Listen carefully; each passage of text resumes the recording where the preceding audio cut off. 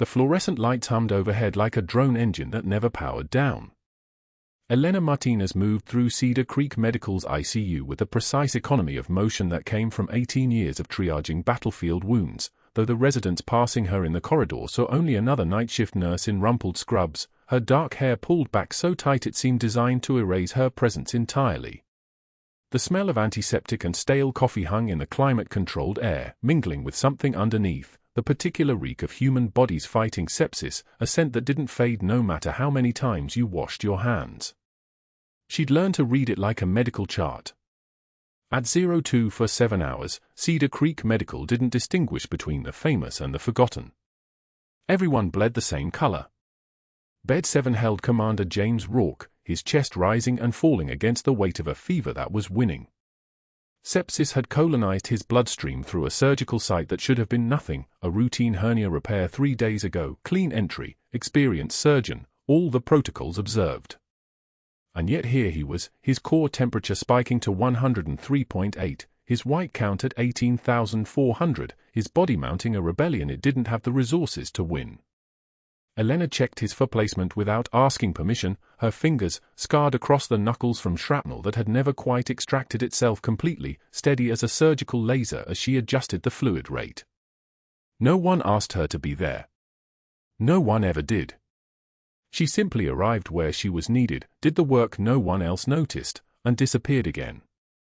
What none of them knew was that she had been waiting for James Rourke to arrive at Cedar Creek for 6 weeks now. 6 weeks of watching pharmacy orders, supply manifests, equipment requisitions, the unglamorous accounting of a hospital that handled thousands of transactions per day. 6 weeks of her methodical documentation filling 3 encrypted notebooks hidden in the bottom of her locker, behind the spare shoes and the faded unit patch from 2nd Platoon, Helmand Province that she kept sewn inside her jacket lining, the cloth so worn it felt like skin.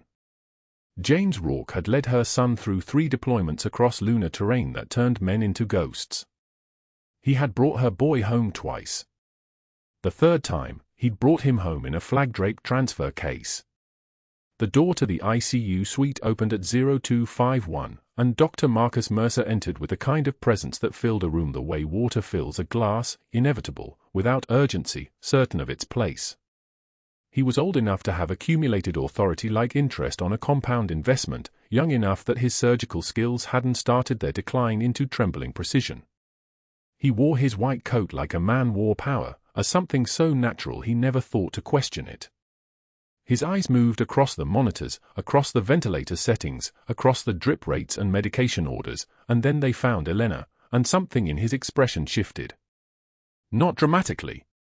Just a tightening at the corners of his mouth, a contraction of the space between his eyebrows. He watched her check Rourke's vitals in silence. Watched her compare the monitor readings against the physical exam, palpating the femoral pulse, noting its strength, documenting the time and the numbers with the kind of precision that belonged in a legal deposition, not a routine ICU assessment. Watched her remove her hand from Rourke's wrist and write something in the chart without looking at Mercer, as if he weren't there at all. A nurse who didn't see him. A nurse who didn't perform the small rituals of deference that kept the hierarchy intact. Mercer had been at Cedar Creek Medical for 14 years.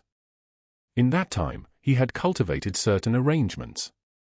A medical supply company that submitted invoices 40% higher than market rate, phantom orders for equipment that arrived and was immediately returned, the difference flowing into accounts that bore the names of his sister's consulting firm.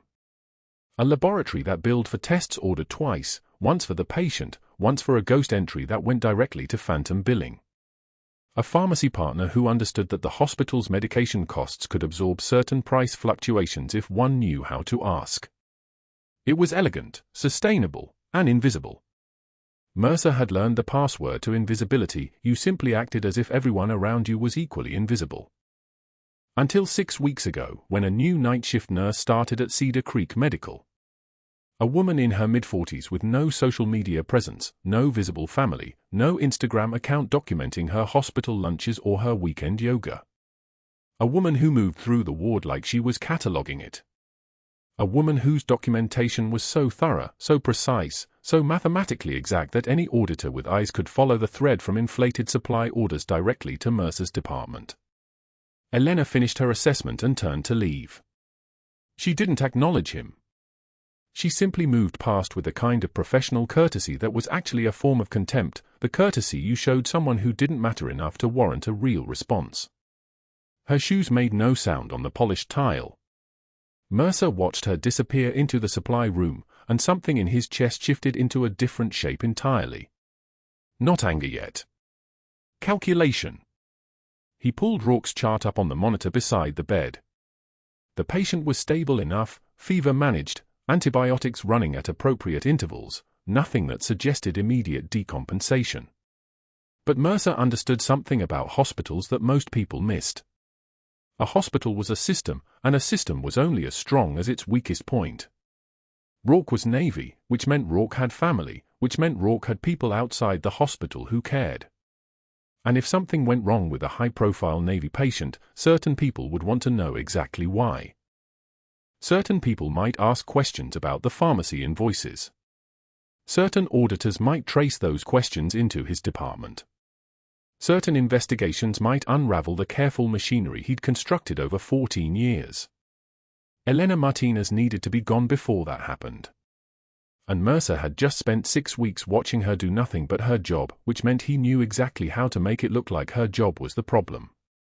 He closed the chart with a soft electronic whisper and left the ICU, already drafting the complaint in his head. Not now. Not yet. First, he had to set the stage. First, he had to make sure everyone understood that she was the problem, not him. During grand rounds at Cedar Creek Medical, Dr. Mercer positioned Elena at the foot of a patient's bed while 12 residents circled like students at an anatomy lesson. The fluorescent lights cast everything in a clinical white that made mistakes impossible to hide.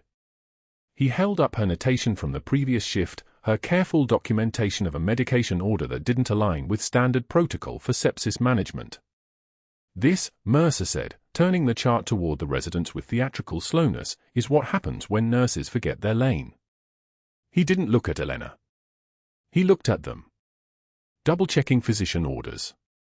Questioning judgment. This is the mindset that creates liability, creates confusion, creates patients who suffer because someone with 6 weeks of experience thinks she knows better than someone with a medical degree. A resident smirked. Another looked away, uncomfortable. Elena stood motionless, her hands at her sides. Her breathing didn't change. Her expression remained flat, the kind of flat that feels like a wall. The interesting thing about scope of practice, Mercer continued, his voice dropping into that condescending register that made younger doctors lean in like he was revealing secrets, is that it exists for a reason. Nurses who cross it don't help patients. They endanger them. He turned a page. Another notation. For times in one shift, she documented concerns about medication timing. For times. As if she has the training to assess drug kinetics. He looked at Elena directly now, and his smile was the smile of a man who'd already won before the fight started. We're grateful for the effort, but this is why hierarchy exists. The residents exchanged glances. Nobody defended her. Nobody asked questions. The silence stretched like a held breath, and Elena absorbed it without flinching, without the smallest shift in her posture. Her eyes met his for exactly 2 seconds. Then she looked away, not in submission, but in dismissal, the way someone looks away from something beneath notice. Mercer's jaw tightened. He'd expected something. A flush. An apology. A stumble over words. This calm was not what he'd rehearsed for. By the time grand rounds ended, the message had been delivered to everyone in that ICU. Elena Martinez questioned doctors. Elena Martinez overstepped. Elena Martinez was the problem. Mercer had performed that particular humiliation flawlessly, and the audience had understood exactly what he needed them to understand. But it wasn't finished. 2 hours later, Elena was alone by the vending machines on the 3rd floor, the hallway where the night shift stretched thin and cameras had blind spots. Mercer found her there, and this time there was no audience except the hum of the machines and the distant sound of a television from a waiting room down the corridor. He moved close enough that she could smell his cologne, something expensive that didn't mask the smell of his own sweat underneath it. "Security will escort you out," he said quietly, "if you question my protocols again." "That's not a threat. That's a courtesy. I'm telling you now so you understand the rule before it becomes a termination." He paused, letting that settle. Policy 7.3.2. Insubordination. Pattern of unsafe practice. We have documentation. We have witnesses. And if I need to use it, I will. Elena turned to face him. Her eyes were the color of Atlantic water before a storm, not angry, not afraid. Just observing. She let the silence stretch between them, and Mercer began to shift his weight from one foot to the other. His hand lifted to adjust his tie. "The interesting thing about corners, Doctor," Elena said, her voice level and quiet as a held breath, "is you never see who's waiting around them." She turned and walked past him toward the stairwell, her coffee in one hand, her other hand steady. Mercer stood motionless by the vending machine, his face flushed a mottled red that climbed from his collar upward. She hadn't raised her voice. She hadn't made a threat. She'd made a statement of fact, and somehow that was infinitely worse than any argument he could have prepared for. He watched her disappear through the stairwell door. His hands clenched. His breathing came shallow and fast. She'd turned his power dynamic inside out with a single sentence, and he could feel it, the control slipping, the narrative fragmenting. This wasn't how it was supposed to go. Nurses didn't respond to threats with cryptic promises. They cried. They apologized. They transferred to different units. Elena went back to the ICU and continued her shift exactly as before. She checked on Commander Rourke in bed 7, vital stable, sepsis markers improving slightly, D4 running at the correct rate. She documented everything. She noted the medication orders and cross-referenced them with current protocols. She moved through the ward with the efficiency of someone who had saved lives in places where mistakes meant the difference between a soldier coming home and a folded flag arriving instead. Over the next 6 days, Mercer watched her. He watched her move through the hospital with that same mechanical competence. He watched residents gravitate toward her questions because they actually made sense. He watched families thank her while they barely nodded at him. And each time he tried to find another angle, another humiliation, another public correction, she absorbed it with that same impenetrable calm. No tears. No defensive arguments. No apologies he could weaponize later. The frustration built in him like pressure. He wasn't used to invisible opponents. He was used to people who crumbled when you applied the right amount of institutional force. He was used to winning. But Elena was still here. Still checking orders. Still watching him. And on the night of August 13th, at 0300 hours exactly, everything changed. The monitors started screaming at 0306. Elena heard it from the supply room where she was restocking trauma trays, that particular cascade of alarms that meant a body was failing in real time. Not the steady beep of routine monitoring. This was the sound of a patient circling the drain. She moved toward the sound before her brain caught up, muscle memory from 3 deployments in Helmand Province taking the wheel. Bed 7. Commander Rourke. His oxygen saturation was collapsing. The monitor displayed the falling numbers like a countdown, 92, 88, 84, 79, and his trachea was deviating hard to the left, the classic presentation everyone missed until it was too late. The jugular veins distended like cords pulled taut. His chest wall barely rising despite the ventilator pushing air into his lungs. The breathing tube was in the right mainstem bronchus, cutting off the left lung entirely, which meant his lung was collapsing under pressure, building tension, compressing his heart toward the opposite side of his chest. Tension pneumothorax. The resident on call stood frozen at the foot of the bed, staring at the monitor as if more staring might fix what was broken. The night shift nurse, Marcus, new, still learning, was already reaching for the phone to call the attending. No one moved toward the bedside. No one moved like they understood that Rourke had maybe 90 seconds before his heart stopped. The room smelled like antiseptic and fear sweat. Elena registered both without thinking about either. "Step back," she said to Marcus. "Not a request. A command." Her voice had dropped an octave, the one that came out only when the shooting started. She was already moving, already pulling the 14-gauge angiocath from the crash cart, already knowing the exact spot, second intercostal space, mid-clavicular line, the anatomical landmark burned into her hands from a dozen night missions in the Peck Valley where there were no surgeons and no second chances. Her fingers found the landmarks on Rourke's chest like reading Braille. Rib below, needle above, angle toward the heart. The resident finally spoke. "Wait, we need to." Elena inserted the needle. The hiss of escaping air filled the room like a pressure valve opening. Like survival itself was being released into the sterile environment. She didn't wait for permission or protocols or anyone to catch up.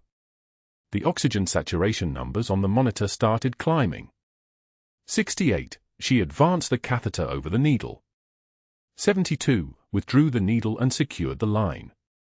79, connected the flutter valve of a one-way seal that let air escape but wouldn't let it back in. 85, the ventilator began actually delivering oxygen to lungs that could finally expand. 88, sinus rhythm returned. 92, stable. The resident's face had gone the color of old medical chart paper. Marcus had his hand over his mouth.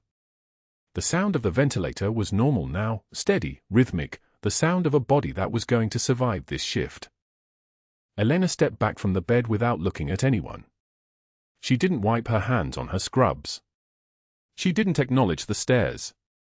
Her hands were steady as a surgical laser because they had to be, because commanders didn't get to see nurses rattle, because in Helmand Province the moment you showed fear was the moment the whole operation went sideways. What they didn't know was that Dr. Mercer wasn't even in the building. Wasn't even on his way. At 0304, 2 minutes before the alarm started, before Elena's hands remembered how to save lives in ways the hospital's protocols said she had no authority to perform, Mercer was in the administrative office on the 3rd floor, phone already to his ear, voice already sharp with the kind of confidence that came from knowing exactly where his power lay. "I need you to initiate an emergency competency review," he was saying to someone in HR, someone who owed him a favor. Someone who understood that Dr. Mercer controlled for attending physician schedules, 5 residents' evaluations, and which cases got assigned to which nurses. Insubordination. Pattern of questioning my clinical judgment. It's documented. Policy 7.3.2. I have the paper trail. He did have the paper trail. He'd built it methodically over 6 weeks, noted every time Elena had asked why a medication order seemed off, flagged each instant she double-checked his work, documented her concerning attitude during rounds.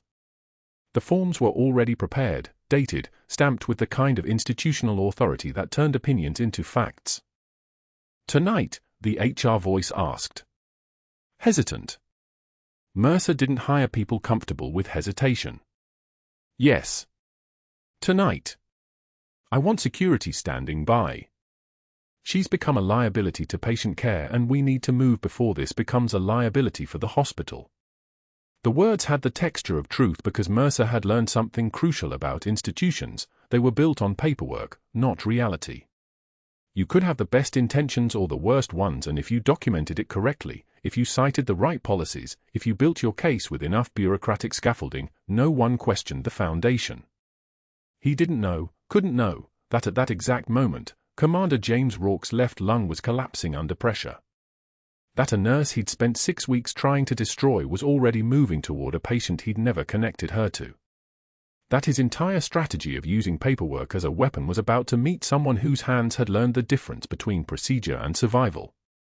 The call to administration took 40 seconds. The documentation he'd prepared took 6 weeks. The conversation he was having with himself about timing and merit and the necessity of Elena's removal took exactly as long as it needed to cement his certainty that he was the reasonable one. The conscientious administrator protecting patient safety. At 0306, the alarms started. Mercer didn't hear them through the phone. He was still talking, still convinced, still building his case for her removal with the same methodical precision that had kept the kickback scheme running for 18 months. Phantom supply orders flowing through procurement. Equipment marked up 340%. Vendors kicking back the difference to accounts in his wife's name. A nurse who documented everything was a nurse who had to go. That was the equation. That was the logic that made sense at 3 in the morning when you were that deep into a scheme and someone showed up who had the training, the attention to detail, and the institutional ignorance to actually notice what was happening. Elena didn't check the monitors again after stepping back. She didn't need to. She could feel Rourke's stability the same way she could feel weather changes before they happened, some things your body just knew once it had been trained by enough close calls. "What exactly did you just do?" the resident asked. His voice had the small animal quality of someone trying to understand why the rules he'd learned didn't apply to what just happened. "What needed doing," Elena said. And then, because one of the dry parts of her that had never left the Peck Valley understood that she'd just crossed a line from which there was no walking back, "I'm going on break." She turned and walked out of the ICU before anyone could ask questions, before the attending showed up, before the cascade of explanations and paperwork and the slow machinery of institutional process started grinding.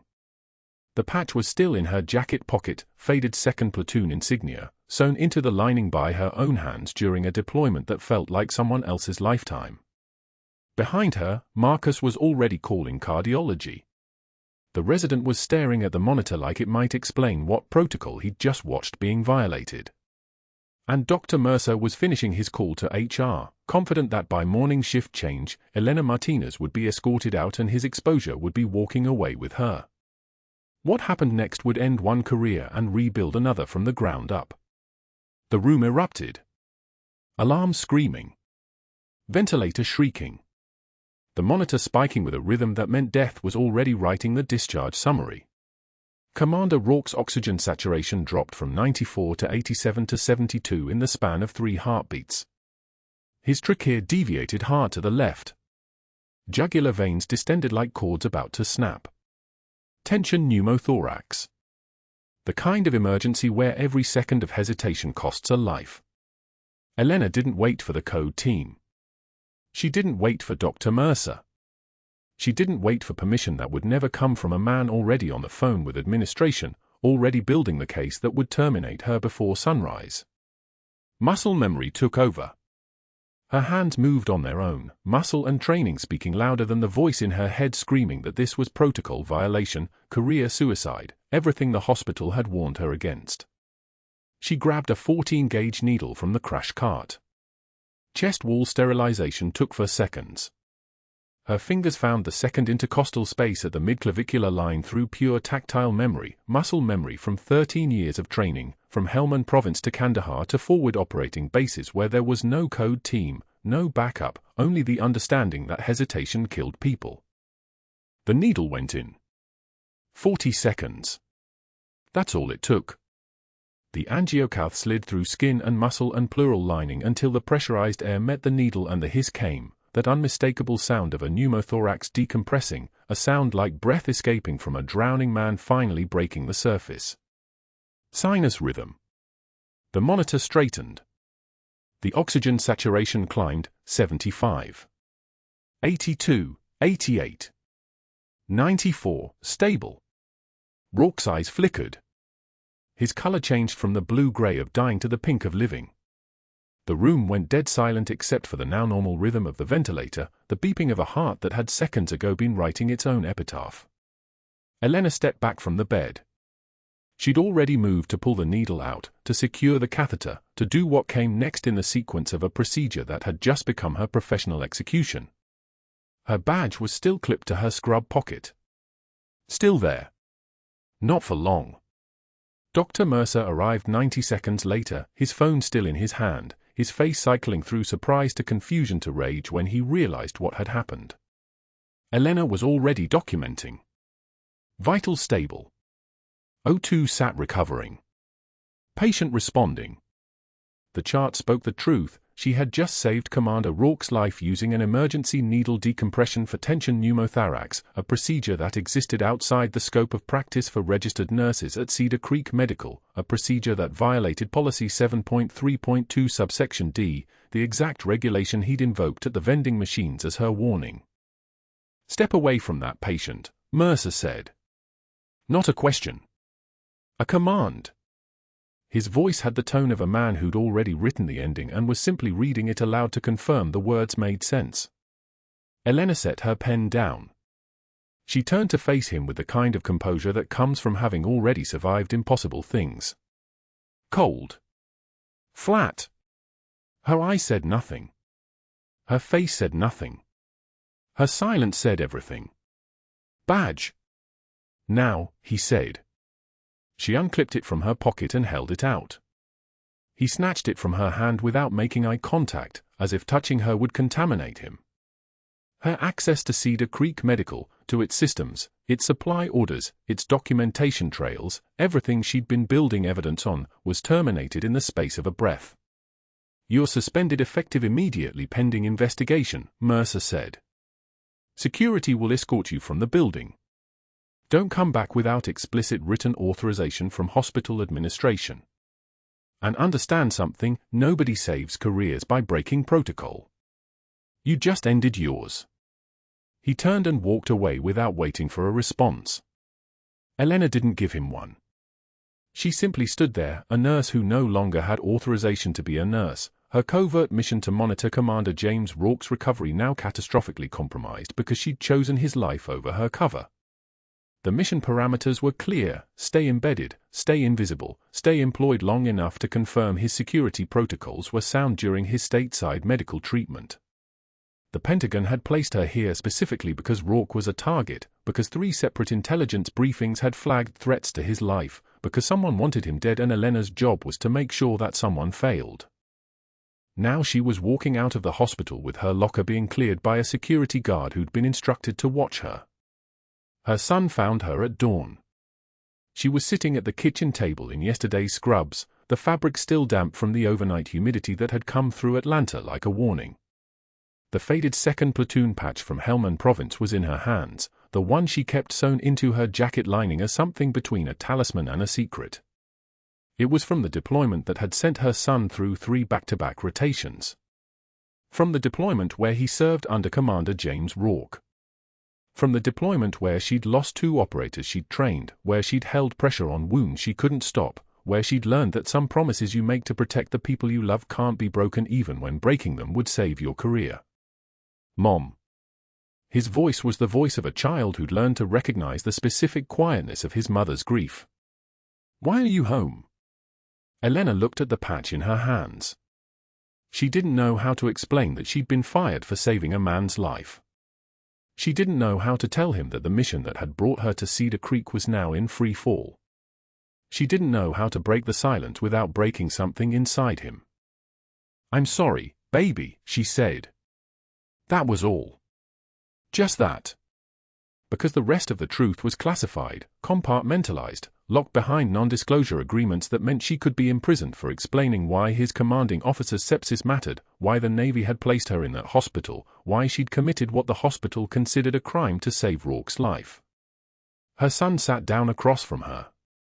He was wearing his dress uniform. He was shipping out in 7 hours for a deployment she couldn't tell him about because the theater of operations was redacted from her knowledge. She reached across the table and squeezed his hand and didn't cry because soldiers don't cry, not even when everything they've sacrificed is unraveling at the edges, not even when the job they'd been assigned to complete has just been torn away from them. Outside, rain began to fall on Atlanta like a judgment. Inside, Elena held the patch and waited for the phone call that would tell her either she was going to federal prison for falsifying medical records by saying she'd performed an authorized procedure, or someone in the Pentagon had finally noticed that Commander Rourke was alive because she'd made the choice that careers are made of. The phone didn't ring. Not yet. Not for another 6 hours. But in those 6 hours, something shifted. In those 6 hours, a Navy SEAL who should have been flatlined woke up in his hospital bed and asked the one question that would change everything. "Where is she?" Rourke's voice was weak but his mind was sharp, the kind of sharp that comes from recognizing the person who'd pulled you back from the edge. The nurse who saved me. Where is she? The morning shift nurse checked his chart. Frowned. Checked the suspension notice that had been placed in his file. Looked at the monitor showing his vitals, strong and steady and impossible, and made a call to someone who knew exactly how to answer the question of where the woman called Elena Martinez had gone. That call went to Cedar Creek's director. That call became a message. That message became a priority flag. That flag caught the attention of someone at Naval Hospital Bethesda, someone with access to personnel files that showed Captain Elena Martinez had a security clearance you didn't get just by being a good nurse, had credentials from the Navy Nurse Corps that most hospitals didn't even know existed, had been flagged for special duty assignment 18 months prior. That someone made a phone call. Then another. Then another. And 40 minutes later, as Elena sat at her kitchen table holding the patch from Helmand Province and wondering if she should call a lawyer or just accept that her life as a civilian was over, the sound started. Rotor wash. Distant at first, then closer. The distinctive thump-thump-thump of helicopter blades cutting through the Atlanta dawn. She stood up. The sound grew louder. Her son looked up from his coffee. He'd heard that sound before. Every Marine had. It meant either a medevac or a response. It meant something serious was happening. Elena walked to the window just as the first Black Hawk came into view over the neighborhood, then another, then a third, all three touching down in a coordinated landing in the street in front of her house. She'd trained for this moment for 13 years, but nothing trains you for how it actually feels when the classified life you've been living finally collides with the civilian morning you've been pretending at. The side door of the lead helicopter opened. Boots on tarmac. 1, 2, 3, 4. Then a dozen more. They moved with the terrifying fluid precision of operators who understood that every gesture meant something, that authority was conveyed through movement before words, that they were about to walk into a residential house and change someone's life back into what it was always supposed to be. Elena's son stood. He recognized the uniform. He recognized the bearing. He recognized the reality that was walking toward his house, and his face went pale because he understood what it meant when 3 Black Hawks arrived at dawn to collect a civilian nurse from a kitchen table. She set the patch down on the table. Let it fall from her hands. Straightened her scrubs even though they were 17 hours old and stained with someone else's blood and the failures of a hospital that had tried to destroy her. When the knock came on the door, she was already walking toward it. 3 days passed. 72 hours of Cedar Creek's halls feeling foreign, of Elena's badge sitting on her kitchen counter next to a coffee cup that never emptied, of her son asking questions she couldn't answer without destroying everything they'd built. She had saved a man's life and forfeited hers in the same 40 seconds. The math of it didn't balance. But that wasn't the worst part. The humanitarian visa had come through for a 53-year-old Afghan male with shrapnel wounds to his left leg, infection markers climbing, no insurance, no status, just another broken body the hospital absorbed to keep its non-profit license clean. Elena wasn't assigned to his intake. She was suspended. She had no business being anywhere near a patient chart. But Cedar Creek's day shift nursing supervisor was short-staffed at 14:16 on a Tuesday, and Elena had walked back in that morning because Rourke was still in recovery, still fighting post-operative fever, still needing someone with a muscle memory to read his vitals like scripture. No one asked permission. No one asked if she was qualified. They just looked grateful she was there. The Taliban fighter's eyes found her the moment she entered his room with a fresh fur bag and antiseptic swabs. Recognition blazed across his face like a match striking flint. He went rigid. His right hand jerked toward his full line, trying to yank it, voice dropping to a whisper in Pashto that translated to the 6 syllables that emptied his lungs, Al-Malik al-Azraq, the Blue Angel. Elena didn't flinch. She set the 4 bag on the pole with the precision of someone trained to move in rooms where sound betrayed position. Her hands remained steady as surgical lasers. She made eye contact with the man, really looked at him, and something flickered across his face that wasn't quite fear. Recognition of recognition. The terrible mathematics of two people who had met on a mountain in Helmand Province and thought the other was dead. "I'm going to adjust your pain medication now," she said. "Don't move." He stopped fighting before. His hand fell back to the mattress. A marine security contractor assigned to Cedar Creek's executive floor heard the call sign whispered through the floor's intercom system. Every room with an open door was a broadcast station. He went pale. His fingers moved to his phone with the muscle memory of someone trained to verify intel, and he read aloud in the hallway, voice barely audible, "Captain Elena Martinez, Navy Nurse Corps, Silver Star recipient for extracting 12 wounded SEALs under fire during the Sanjin offensive in Helmand Province, July 2011. Served 3 consecutive deployments. Security clearance, top secret, sensitive, compartmentalized information. Last duty station, Joint Special Operations Command, Washington, D.C." The silence that followed was the kind that happens in seconds before impact. A 2-star general arrived 40 minutes later for Commander Rourke's scheduled transfer to Naval Hospital Bethesda. He moved through Cedar Creek's corridors with the kind of authority that made junior staff straighten their spines involuntarily. His shoes clicked against the linoleum, polished black leather, perfect creases in his dress blues, insignia catching the fluorescent light like warnings. He was supposed to brief hospital administration on Rourke's classified medical status and coordinate the helicopter extraction. What he was not supposed to do was walk directly to the ICU, find Elena at a medication cart, and stand at attention. He saluted her ribbon rack, the one she had never worn in this building, the one that didn't officially exist in Cedar Creek's human resources system. "Captain Martinez," he said, and the words landed like a formation of Black Hawks. "Your trauma protocol became doctrine at Landstuhl and Bagram. The Joint Base Medical Command has requested your return." Dr. Mercer was at the opposite end of the unit, watching this unfold from his office. His face drained of color in increments. First the shock of Elena standing there in dress blues that had materialized from somewhere, her ribbon rack visible for the first time. Then the panic as the word "captain" registered. Then the absolute cerebral shutdown as he understood that the woman he had tormented had more authority in that hallway than he did. What he did in the next 18 minutes was commit to the only action left available to a man watching his entire career compress into a single point of collapse. He panicked. He went to his office. He accessed the hospital's personnel database with his administrative credentials he had accumulated through years of strategic relationship building with the IT director, and he began the process of erasing Elena. Not her files. Her existence. He created false disciplinary write-ups dated 3 weeks prior to her arrival. He forged psychological evaluations claiming personality disorder traits, recommending termination for cause. He fabricated patient complaint letters with Cedar Creek's official letterhead, signatures he had practiced copying over the previous 48 hours. He was still typing when the federal agents walked through the glass doors of Cedar Creek's main lobby at 1743. Not for Elena. For him. The FBI forensic accountant had been tracking the supply fraud for 8 months. Phantom orders. Equipment purchased at triple market value from a shell corporation that turned out to be Mercer's sister's cousin's husband's business. $217,000 routed through Cedar Creek's system, with Mercer's digital fingerprints attached to every transaction.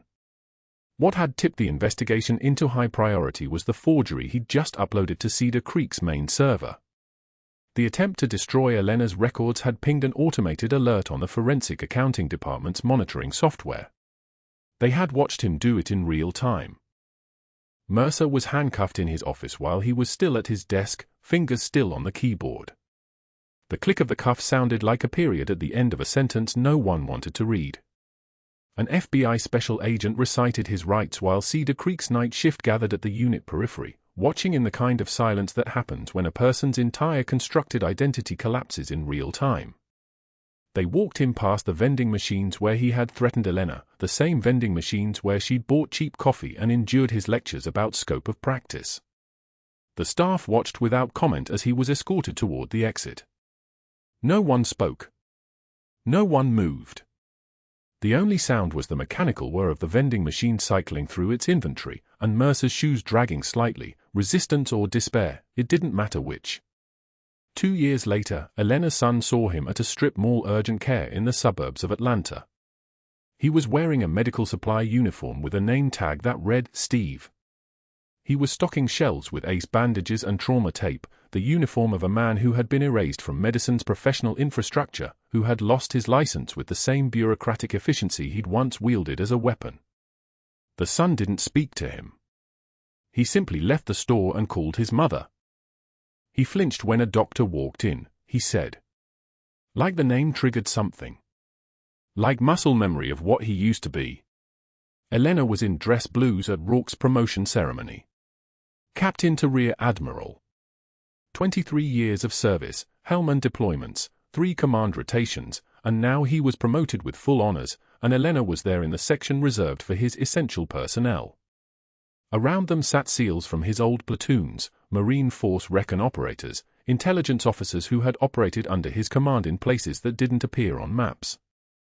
They all knew the story now. The Blue Angel. The woman who had saved Rourke and then saved herself by refusing to stay hidden. The faded unit patch from 2nd Platoon hung framed on her office wall at Naval Hospital Bethesda. Not sewn into her jacket anymore. Displayed. A testament to the year she had spent undercover in a civilian hospital, the month she had spent suspended for following her training, the 72 hours between firing and vindication that had felt like a war that lasted forever. She stood at the podium in front of 200 combat personnel and delivered the keynote address on trauma protocol evolution. Her voice was different now, not the deferential one from Cedar Creek, but the command voice that had existed underneath it the entire time. She spoke about 1,000 small decisions, about the difference between following protocols and following conscience, about the moment when a nurse understands that the paperwork doesn't matter if the patient doesn't survive the paperwork. I spent 6 weeks pretending to be someone I wasn't, she said, and the room went so quiet the air pressure seemed to change. I was good at pretending because I had practiced it before. But there's a cost to invisibility. There's a cost to keeping your real training, your real authority, your real self locked away in a deployment patch and a classified file. The cost is watching other people die under the weight of their own self-doubt. She paused. Don't do that. Don't hide what you know. Don't minimize what you've survived. The world will try to put you in a box, a civilian box, a protocol box, a role box that fits their comfort level better than your competence level. Your job is to break that box before the person in front of you stops breathing.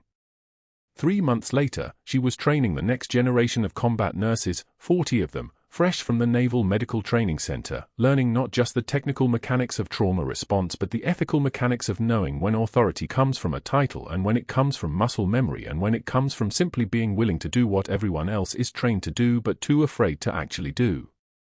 She taught them how to stay calm under pressure. How to move without hesitation. How to read the room and know when the system isn't working and act anyway. But she also taught them something Cedar Creek would have called insubordination and the Navy called leadership. She taught them that the whistle around your neck doesn't give you permission to save lives, but it also doesn't give anyone permission to stop you. One of her students raised her hand. Captain, weren't you afraid? When you performed the decompression, when you knew you'd get fired, weren't you afraid? Elena looked at the young ensign, couldn't have been more than 24, eyes bright with the kind of idealism that hadn't yet learned to doubt itself. The trembling wasn't fear, Elena said. It was restraint. I had to use every ounce of control I had to not do it faster. The room understood what she wasn't saying. She had done harder things in worse places with worse odds. Cedar Creek was just a building. Mercer was just one man. The real fight was the one happening inside people who had been trained to follow orders and were now being asked to trust their own judgment instead. Scars tell stories. Elena's wasn't visible unless you knew where to look, the thin line of where a piece of shrapnel had tracked across her ribs in Helmand Province, so close to the arterial spray that a few millimeters in either direction and she would have bled out on a mountain that didn't have a name on any map. But the scar told a story about what she had survived before Cedar Creek, and that story was the foundation of everything she did in that hospital, and that story was why she would never apologize for refusing to let anyone die on her watch. She took 3 of her students on a rotation at Bethesda's trauma center. Taught them real crisis response. Taught them what O2 saturation feels like when you're reading it by instinct instead of numbers. Taught them that the protocols exist for a reason, but sometimes the reason changes faster than the protocol can accommodate. And when they asked if it was hard, the hiding, the pretending, the moment of facing down a man who had tried to destroy her, she smiled. No, she said. The hard part is convincing people like you to trust yourselves when everyone else is screaming you shouldn't. Subscribe for more stories about the people we overlook and the quiet strength that saves lives when the system can't see what's really happening. Like this video and tell us, if you had Elena's training and Elena's knowledge, would you break protocol to save someone? Or would you follow the chain of command and watch them die? The ones who have seen the worst often give the most.